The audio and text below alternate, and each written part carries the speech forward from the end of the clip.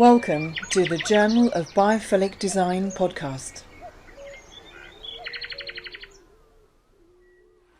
Many thanks for joining us on the Journal of Biophilic Design today. We are excited to be joined by Nick Hounsfield. He's founder and chief visionary officer at The Wave in Bristol. And the Wave is an inland surfing destination. So he's going to tell us about that in a minute. And obviously this ties in with our Blue Mind edition of the Journal of Biophilic Design, which if you've already got a copy, thank you very much. It's actually issue 6 of our journal series. I'm holding it up here for those of you who are looking at this on YouTube or on our website, journalofbiophilicdesign.com. The issue has over 200 pages and is out to buy now on our website as an ebook for £4.99 or as an eco-friendly printed tactile copy. And it's basically how we connect with the blue mind, water, sea, river connected experience for us all. So anyway, enough of me, enough of the Blue Mind journal plug. Nick, many thanks for joining us today. Pleasure. Thank you for having me. Brilliant. Can you tell us a little bit about yourself, please? Maybe something about your sort of water connection journey, if that's okay. Yeah, I mean, I've been connected to water since obviously since day one, and then probably from about sort of 4 or 5 years old, I just realised that it's the place that I love the most. Like a lot of people, it's the place where I feel happiest, most relaxed. It's something that was very much brought into the sort of water environment by my dad, who was a sailor and surfer and swimmer and fisherman. And so it's just something that I've done since a very, very early age. And I guess sort of through growing up, I guess all the sort of major moments of my life tend to be around water, or my way of dealing with big events that may be fairly stressful is to go back to the water and use that kind of connection to the water to heal a bit as well. So yeah, it's a massive part of my life, without a doubt. And my actual background before doing the Wave was in healthcare, and really trying to understand the connection of people's health and well-being to nature, and how important nature is for part of a cure for a lot of ill health that we see in society at the moment. Yeah. So you said you was working in healthcare. So obviously you saw quite a bit of different ailments and sort of people's stresses and Yeah, and most of it was I guess a few connection issues, really. Connecting with other people. There are a lot of people that I was treating day in, day out were basically lonely, and they didn't have a great connection to other people and to society. And then also noticed there was a real lack of connection to the natural environment. So right back when I started to sort of devise what the sort of vision of the Wave would be, it was a time where we had quite a few rioting going on in Bristol, and I think there was some in Manchester and London at that time. That was in sort of 2009, and you could see that particularly my elderly patients that I was treating at that time, they were just staying inside because for some reason, they were probably reading Daily Mail and listening to press and go, right, I mustn't go out of my door because I'm going to get mugged any time now. And what I was seeing is that lack of connecting with other people and not connecting to outdoors and exercise, that was really, not great for their physical well-being as well as their mental well-being. So I was just starting to devise, like, how can we start to break down those barriers, either perceived or actual barriers, for people accessing blue and green spaces and being able to have that connection to the natural environment as well as other people and other people in society.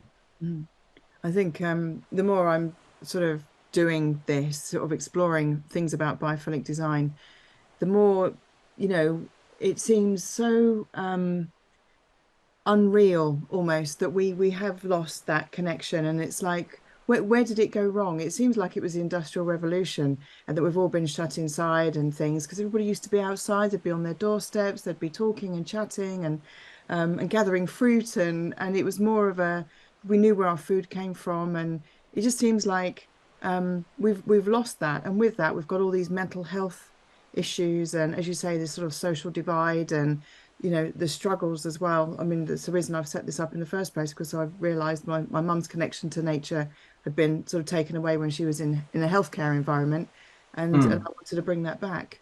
So, can you tell us about what your vision was for the wave, and sort of how that came about, and sort of what happened, please? Yeah, I guess it was trying to like wanting to have an impact on people's health and well-being. I was thinking, right, I need to do something more at scale, and also to reach out to people who don't necessarily have access to what at that time was a sort of private healthcare system. And I was doing a bit of work with the NHS, but mainly it was through private. So it was only for people who could afford to be treated. So it's like, right, how can we democratize this? How can we make it more accessible for more people? So I was thinking, well, do I build a bigger clinic and try to kind of do more NHS work? It's like, no, that's not really, it feels like I'm just engine wiping. I'm not, not getting into the mechanics, the real sort of core fundamental reasons why people are getting unhappy and unhealthy. So it's like, well, okay, so it's got to be something outside. It's got to be outside, but also we've got sort of the climate that we've got in the UK is like trying to make a space that's accessible, that brings together the outdoor space, but equally, on rainy days and winter days, that also creating a space internally that would also kind of match the sort of natural vibe that you would get outside, but equally making it warm and comfortable and acceptable for people who may not ever think about going outside or visiting a brand new place, and making sure it's accessible for people as well, people who've got disabilities. So like trying to make sure that I could understand the barriers for access to green and blue space, and then immediately then, right, how do we break down those barriers? We have to break down those barriers through design, through great landscaping, and then through a really good business model, which absolutely needs to make sure it's profitable, so that we've got that sort of economic sustainability, but make sure that we're making sure that we're bringing in people who would never have access to these kind of spaces, and also make sure that we're not doing any sort of making any destruction of the planet and the local ecology in the area. So how can we put something back into that space that maybe just improves the planet and the people who are hopefully would be coming to visit us. So that was a sort of the premise of the design, I guess, from day one, is a sort of triple bottom line sustainable structure as a business, and then all of that thinking is wrapped around the physical space as well. So that was the sort of initial start. And I've been surfing for like 46 years, and the original vision was about probably creating a water environment. So like trying to find a lake or a river or some kind of water frontage, and then build this like amazing space around it.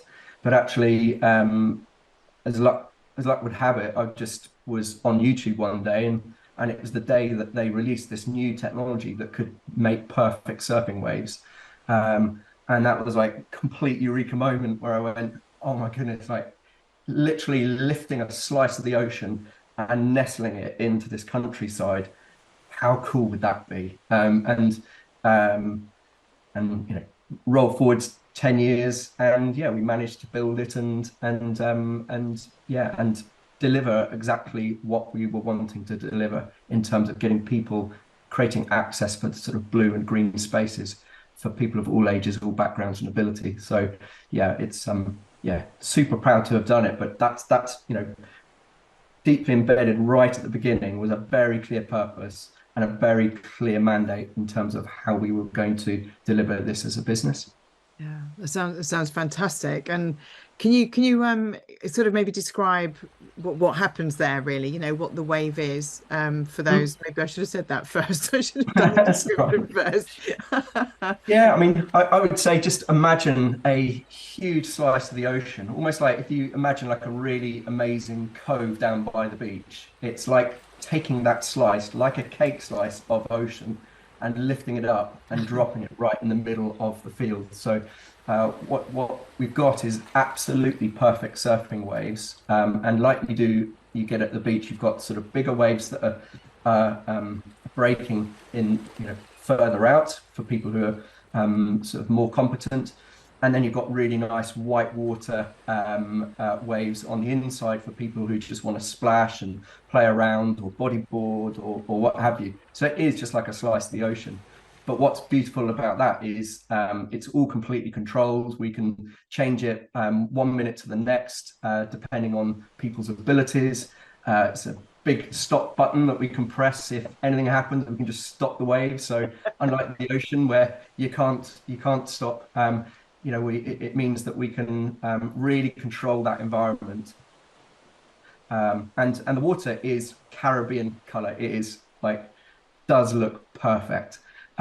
So it's super hot in summer and it gets pretty cold in winter because we don't heat the lake apart from the sun. But it is just, yeah, it's worth just checking it online and seeing the photos because it is like a perfect slice of the ocean just dropped into beautiful green space. Wow, sounds fantastic. People come along for like a taster session. Can you kind of come along and experience it as like, sort of like for instance, can I can I come and have a look? Can you Yeah, come down for a day or do you have to sign up for like a whole bunch of no, stuff so or yeah, so we have loads of people who just come along and just to come and see it because it yeah. is a bit of a wonder Yeah.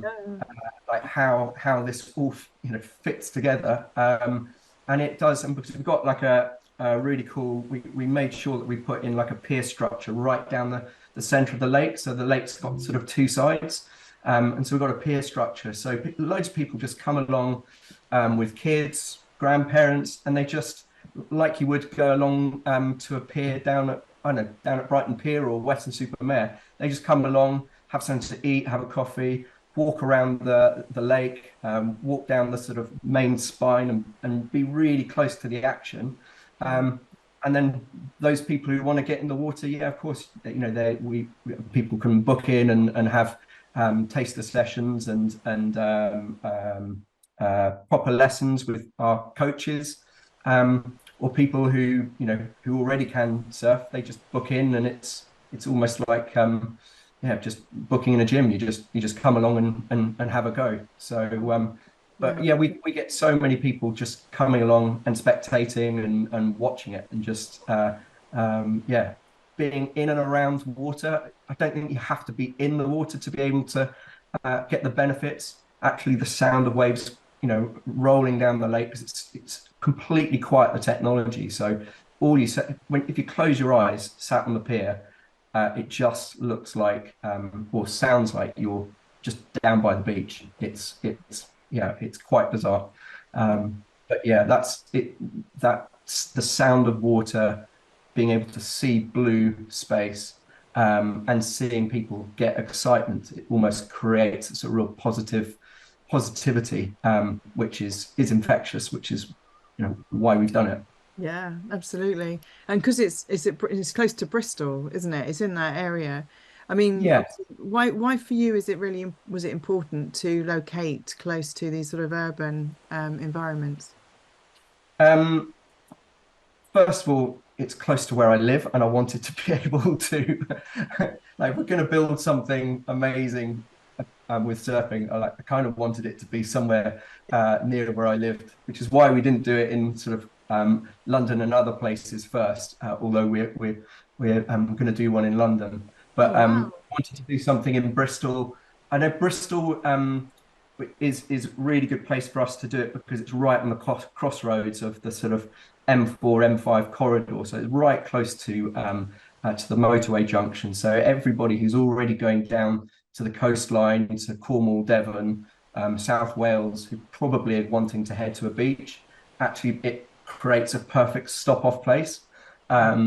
So that connectivity is really good. But what we always wanted to do is make sure that we're close to an urban environment so that we could also then, well, first of all, it makes good business sense to be close to a population, people who can use it regularly. But secondly, we always wanted to get that sort of health, sort of social uplift piece from the get-go. So to be able to tap into various organizations and groups who are already struggling with not having access to green and blue space and mental health issues and physical health issues, to be able to then tap into those communities and bring them to the Wave, because we've got loads of occupancy at the Wave. So what we're trying to make sure is we've got paying customers who want to come along and use the place and love the place, but also any spare capacity we have, we then try and work on sort of social impact programs to bring school kids in from pretty troubled areas, kids with sort of mental health issues, ADHD, autism. So we bring them along and they have surf therapy at the Wave on a regular basis, so that you then can access people who are really in need, as well as people who just want to come along and have an amazing time. So that's why we wanted to have something close to an urban environment, but far detached away enough that actually you're escaping and getting into the green space, which is what the whole purpose was. You mentioned social impact programs. You've got three on your website, I noticed, and sort of different activations. So waves of change, waves of growth, and waves of support. Mhm. I mean, can you tell us about them, please? Obviously, you just touched on them there, but and then maybe give us an example of a couple of things that you've done, or the changes, what change you've seen. Yeah. So ways of growth, to start off with, is it's like us wanting to support and grow the adaptive surf community. So these are people who, for various reasons, have got disabilities.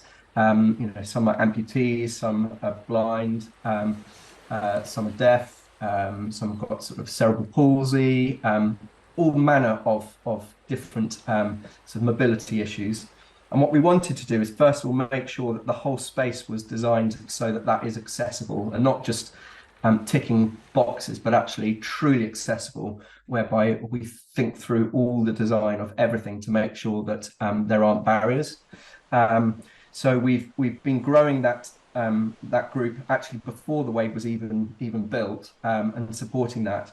And then that whole scene has really exploded for us because of us having that facility and that ease of access.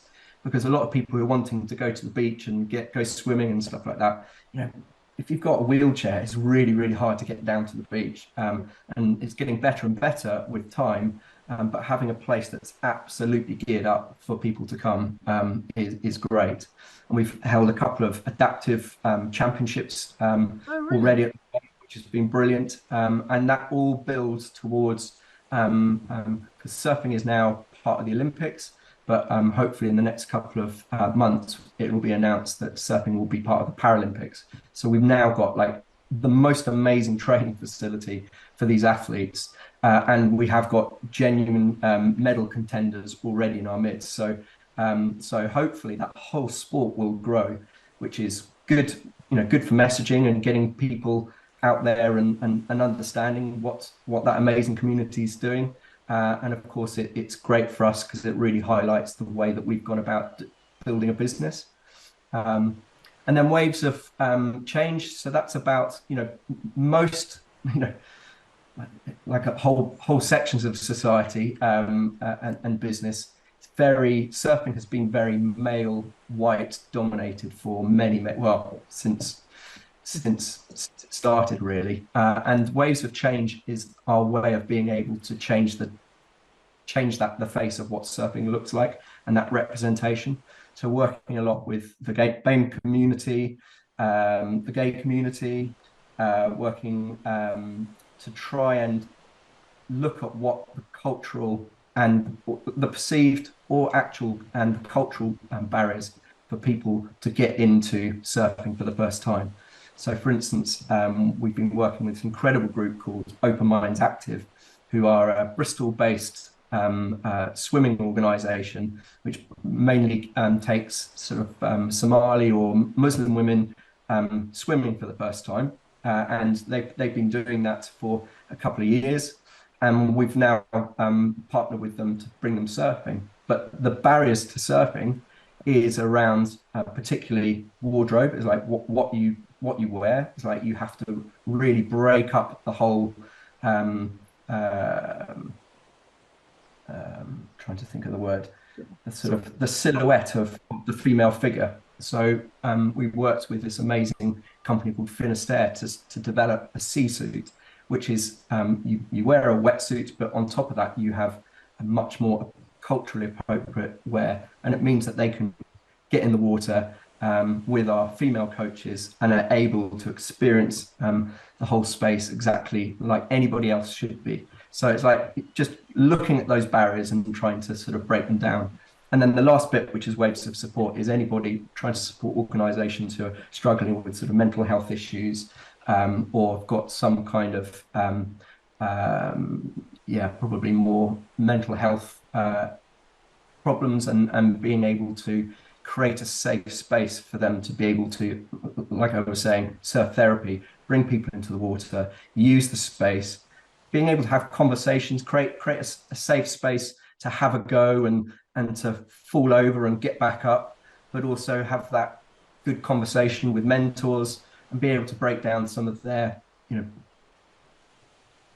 I guess some of their emotional issues that they're having to overcome through surf therapy. We're working with 2 or 3 organisations. One called the Wave Project, which particularly does it with younger kids, and we're about to launch a thing with a company called Operation Surfwell, which is particularly blue light. So police, ambulance, paramedics, firefighters, and being able to use surfing as a therapy so that they can actually overcome some of their sort of PTSD issues. So it's a wealth of work out there. We could probably fill 3 lakefuls of people who want to use the space, but it's trying to make sure that we're still doing that whilst being a business that has to, we're not a charity, so we've got to sort of balance that sort of, again, that social impact with the financial impact and obviously the environmental impact. I think it's fantastic. I think, just you're saying about there was a barrier, there's something, there's an issue, and then you fixed it. Do you know what I mean? You've, instead of going, oh no, well, we can't do that. It's actually, well, no, let's just look at that as a challenge and overcome it. And like you're saying, Yeah, partnering with people, partnering with Finisterre to come up with even that, to come up with a different sort of clothing that they can use. and I that's think, that's the key thing, really. It's about that partnership, because yeah, it can be, we don't, we will never profess to know everything about the challenges and issues that different sectors of society have. So it's about partnering up with people who do really know what's yeah. going on. So let's partner up with some amazing people who absolutely live and breathe this, and we're just providing a facility and try to work out what those barriers can be, and break them down together.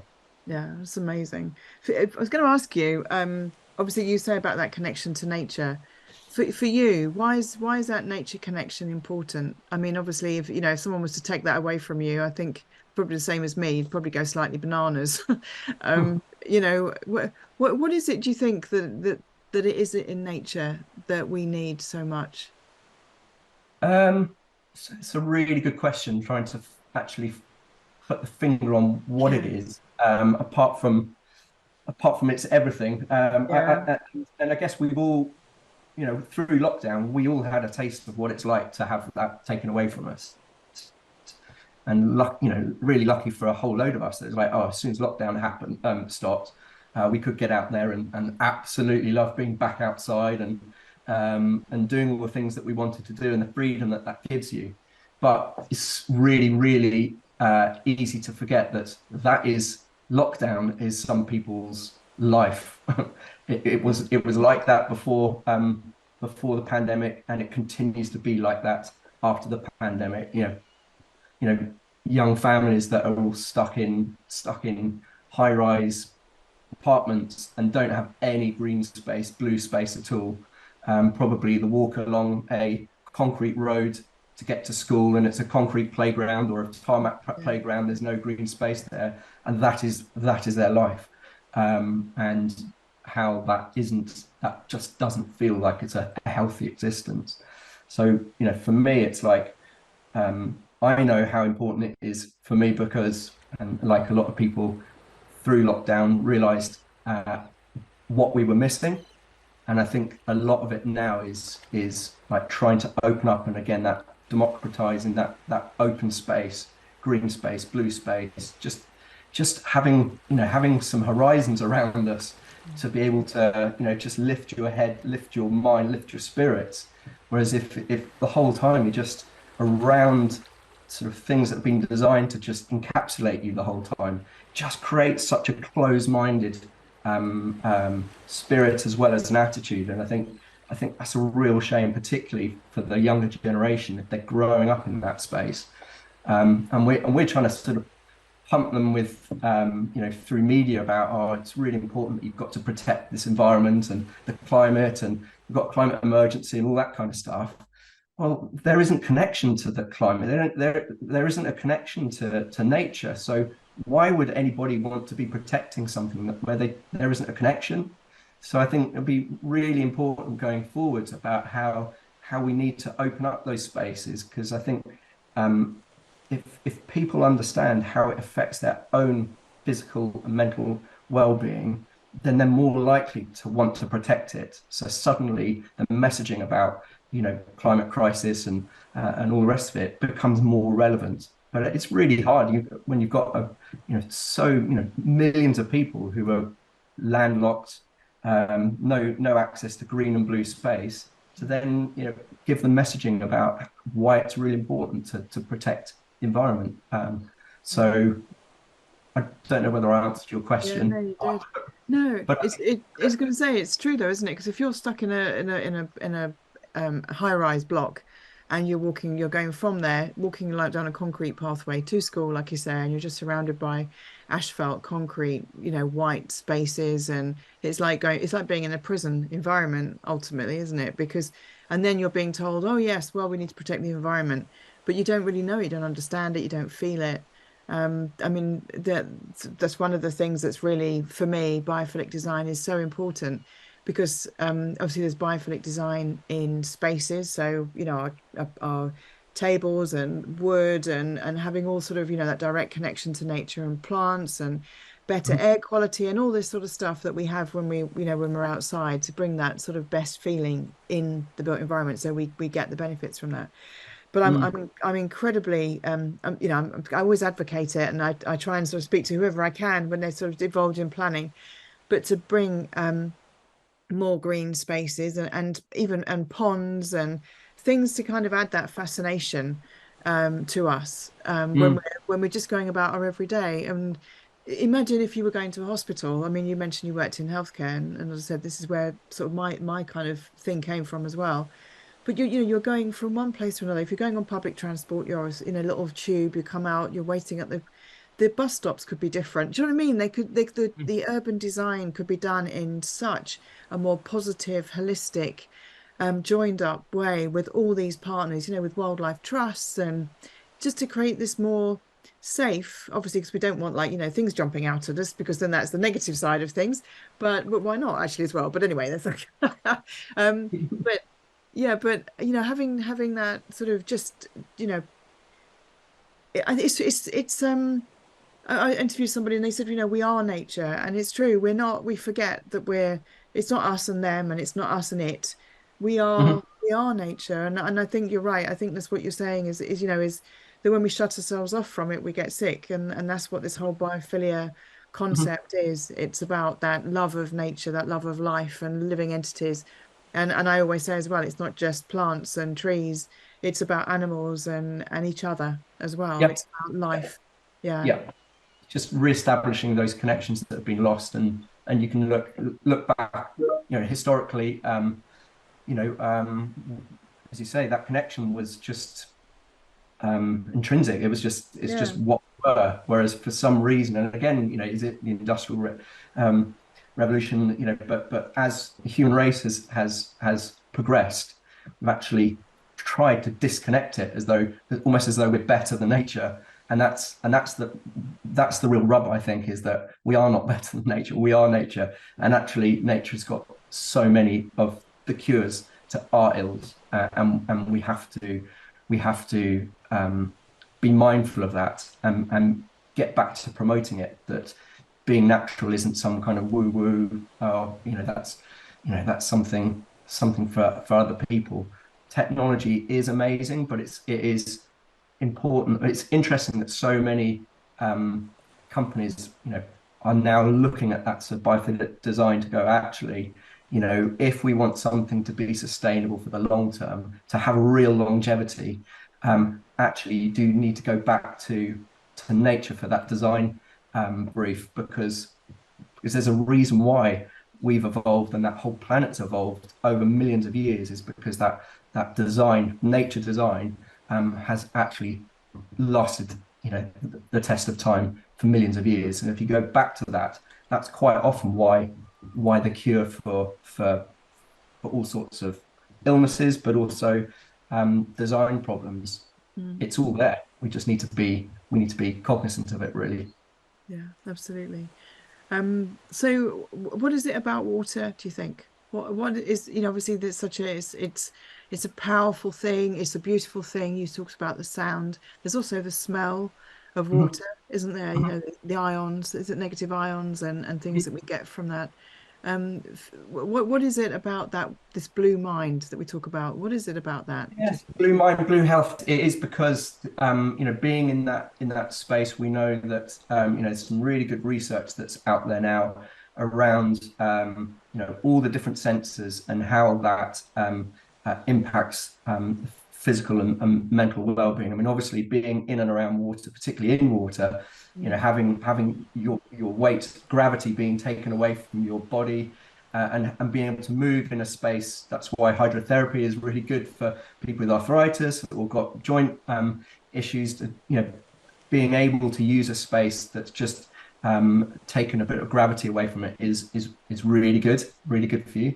But also then being able to start moving around, and then being again, sort of the penetration of blue. That there's great research to show that that's a really calming color to be around, and brings down people's absolute physical body functions. That calms down their heartbeat, Yeah. brain activity, everything calms down. And so there's loads of different areas where there's now been research that being in and around blue spaces is incredible, and watery spaces is so important for people's physical and mental well-being.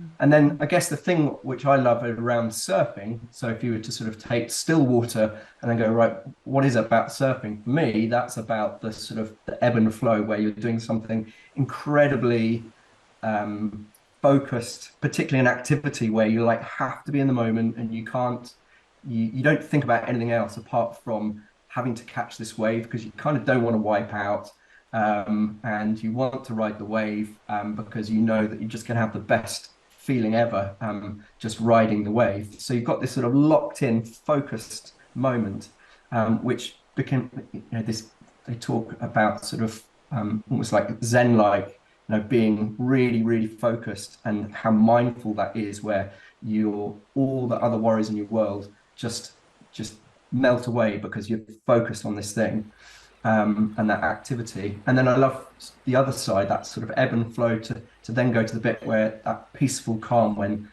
the waves passed and maybe you're paddling back out, or when maybe you're down by the beach and you're sat waiting for the next wave and you're just looking at a big horizon, and that moment of calm, the sort of peacefulness with it. And I love that sort of juxtaposition of the two. And that's why surfing, I think, brings so much. And I'd say more wave riding. You don't have to stand up on a wave. It could be bodyboarding. It could be just splashing around in the water. But I think that's the lovely sort of ebb and flow of the emotions, but also that sort of excitement, but then that calming back down again. And it's interesting. I was reading this article over the weekend about fishing. I love my fishing as well. Like, well, fishing, fishing's very different to surfing. Surfing's like so active, and fishing is, for a lot of people, it's just sat around waiting for something to happen. But actually, it's again just being by the water, and then suddenly this moment of intense activity, um, and then that moment of calm in between. So I think that that combination, that ebb and flow of from a mental point of view, is incredibly important for a lot of people. And so again, so many people just don't even know that. So it's just like, well, let's just give them a taste of it. Like, give them a taste of it and see if that works for them. And if that does, that's brilliant. Mm. Equally, they may get the same thing from running or cycling or something else. But actually, bringing a slice of the ocean inland and being able to deliver that to an urban environment and an urban society is kind of cool. And for us, it also means that we can research this more. And actually, we've got a perfect little sort of test bed for research. What we've got, which is something that we're doing a lot of now. I was going to say the whole kind of, because I think what you've got there, you've got such a sweet spot with the wave. You're giving people that opportunity to experience it, to feel it, to feel it on a regular basis as well, to get that Mm. air, that flow, that control, that beauty, the smell, the sound, everything. But people can camp there as well, can't Yeah. you? You can really get close to nature. It's not like it's just something that's been plonked somewhere by this is what I love about it is that it's so joined up. It's such a holistic vision for this nature connection. I think it's incredibly beautiful. I really do. Mm. Um, Thank you. I really, really do. If someone was going to come along, what was the website? So if people are just listening to this on their morning run. Yeah, dead easy. Thewave.com is our website, and yeah, you can. There's loads in there. Obviously, there's the ability to book sessions and try and find out how you can visit us and all the rest of it.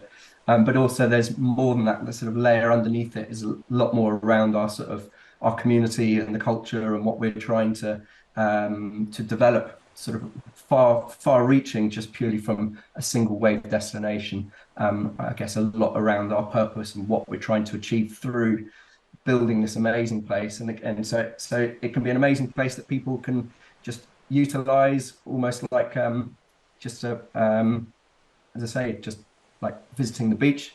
But Yeah. equally, there's a whole community around it that's starting to emerge now, particularly post-COVID, where people just come and hang out here and listen to good music, and we have film nights. We've always got things going on a Saturday night, so that there is a real community around it as well. So that's something that we're sort of really wanting to sort of get flourishing soon.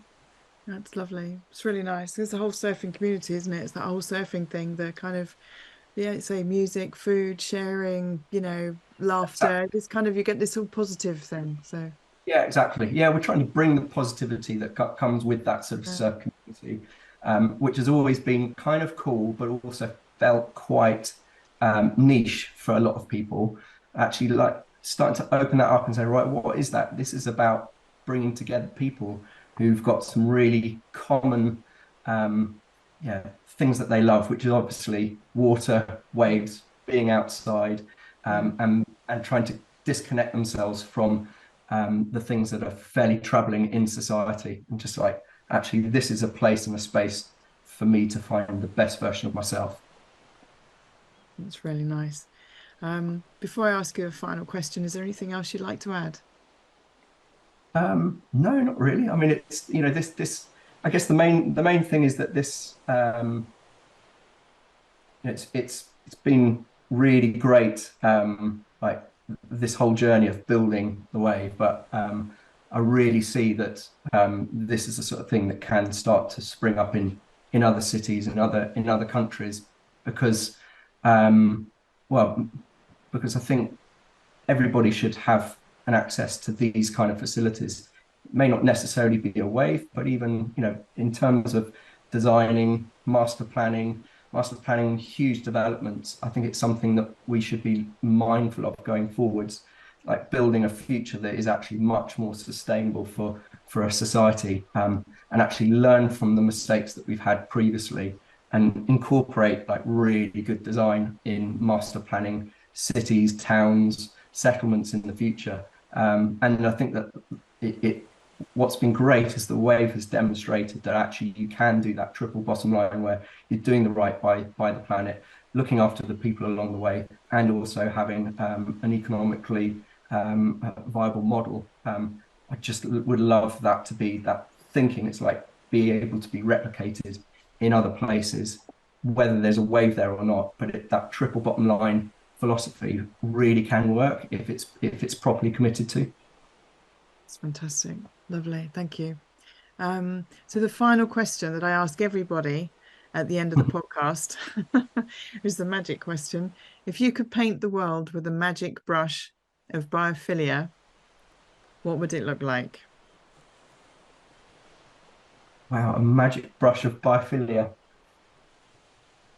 I guess when I see the world as it is at the moment, I just want what I think is missing is everything, and you can even look at it on a map, and you can look at it if you look on a map of the world, is that everything has got boundaries, and what I would love to see is more bleeding edges of the boundaries, that boundaries between built environment and the green environment and the blue environment. Like for years, well, for millennia, we've been segregating and trying to compartmentalize everything. Even the troubles that are going on in the last few days in Israel and Palestine. It's just because people are just putting borders around everything. And what I can see, or what I'd love to see, is that those boundaries just become they just bleed better of green and blue, and try to incorporate much more of nature in the design of the world going forwards. Us segregating everything has been at our demise, I think. And if we can just open that up and bring nature back and blue spaces back into our design and into our society fabric, then I think that world honestly would be a better place. Thank you for listening to the Journal of Biophilic Design podcast.